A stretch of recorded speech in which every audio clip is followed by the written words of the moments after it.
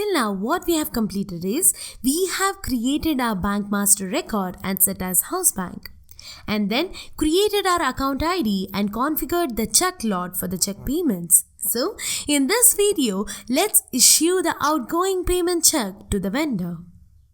Here we issue the check against the payment document created in SAP. So guys, let's select an example document and post the check against the same. So I'll go to the T code FBL1N and find the document with the document type KZ.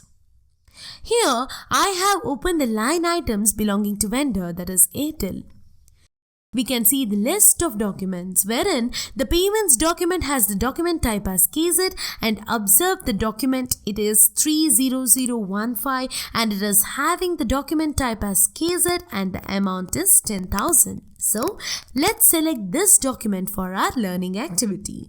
Now what I'll do is I'll just double click the document 30015 and we can see the document details. Yes, the document details are found.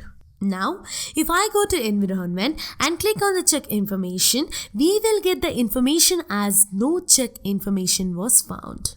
Why we are getting this message? We are getting this message because we have not issued any check to the vendor yet. So guys, what we have to do now? We have to issue the manual check.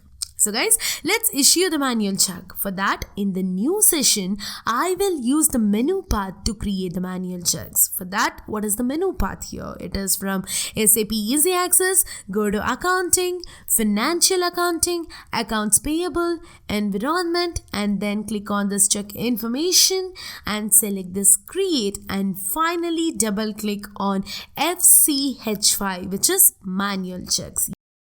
When I double click on this manual checks, or if I use the T code FCH5, then the system will navigate us to the new window, and this is the screen which we will be viewing.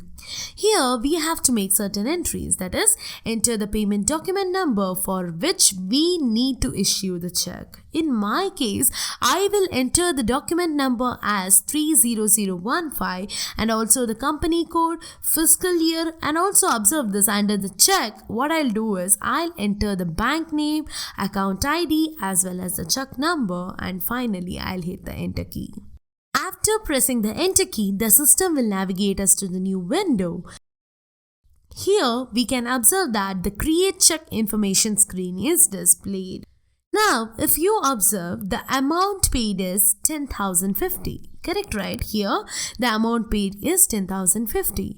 Why is this? This is because this particular payment document was created along with the bank charges during our learning activity of bank charges. So, please don't get confused by the amount here. Okay? Now, please refer to the GL entries of the payment document. So guys, what is the posting amount here? It is 10050. Here we can also see the address of the vendor. Here we can also see the address of the vendor. Why is this? How we are able to see the address of the vendor? This is because it is being copied from the vendor master data. And now what I'll do is I'll just click on the save button, and this created the check. Now I'll just switch to FBL1N screen, and if I go inside the document, that is 3005, and then what I'll do, I'll go to environment and select this check information. Yes. Here we can see the information related to our newly created check with the house bank details along with the check number, amount paid, check receipts, and etc. Okay. In this way, we generate the manual check payment document against the payment document. So guys, we also have some more end-user transactions related to manual check processing, which we will be learning more in the next video.